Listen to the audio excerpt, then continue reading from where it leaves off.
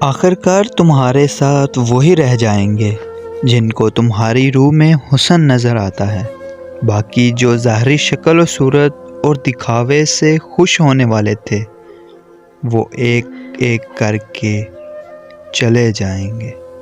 خوبصورت عورت کو زیادہ عقل کی ضرورت نہیں ہوتی۔ ہمارے معاشرے کی تلخ اور غلیظ حقیقت یہ بھی ہے کہ تمام شعر و شاعری اور محبت بھری باتیں گرل فرینڈ بوائے فرینڈ جیسے حرام رشتوں تک محدود کر دی گئی ہیں، جبکہ میاں بیوی جیسا مقدس اور حلال رشتہ ہزاروں لطیفوں کی نظر کر دیا گیا ہے۔ افسوس، یہ عشق، محبت، دل لگی سب ڈرامے ہیں۔ عقل مند لوگ ان سب سے باہر ہوتے ہیں۔ خوشی وجود کی ضرورت ہے اور غم شعور کی۔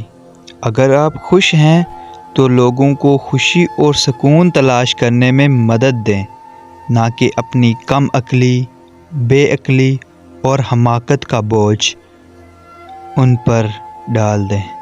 غیر عورت جب کسی مرد سے ہمدردی دکھاتی ہے تو اس کا صرف ایک ہی مقصد ہوتا ہے کہ وہ اس مرد کی توجہ حاصل کر سکے، کیونکہ وہ اس سے محبت کرتی ہے۔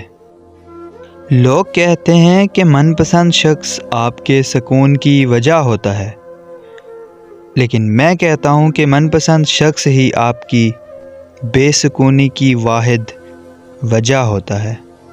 جس محبت میں کھونے کا ڈر نہ ہو وہ محبت سچی نہیں ہوتی۔ محبت کا عذاب جسم سے زیادہ روح کو سہنا پڑتا ہے، کیونکہ جسم تو کسی حد تک اذیت برداشت کر لیتا ہے مگر روح اپنی ناقدری برداشت نہیں کر سکتی۔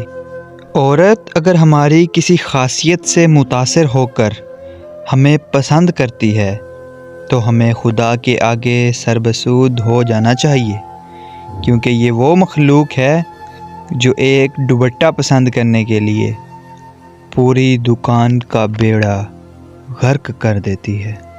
اگر آپ عورت کی آنکھوں میں دیکھیں اور وہ شرما کر آنکھیں جھکا لے تو عین ممکن ہے کہ وہ تمہیں پسند کرتی ہے۔ سو گائز، کیسی لگی میری ویڈیو کمنٹ سیکشن میں ضرور بتائیے گا۔ ویڈیو اچھی لگی ہو تو لائک کر دیں، شیئر کر دیں۔ اگر آپ یوٹیوب چینل پہ نیو ہیں تو چینل کو سبسکرائب کر دیں تاکہ مزید ایسی اچھی باتیں اور اچھی پوئٹری آپ کو ملتی رہے۔ بہت شکریہ۔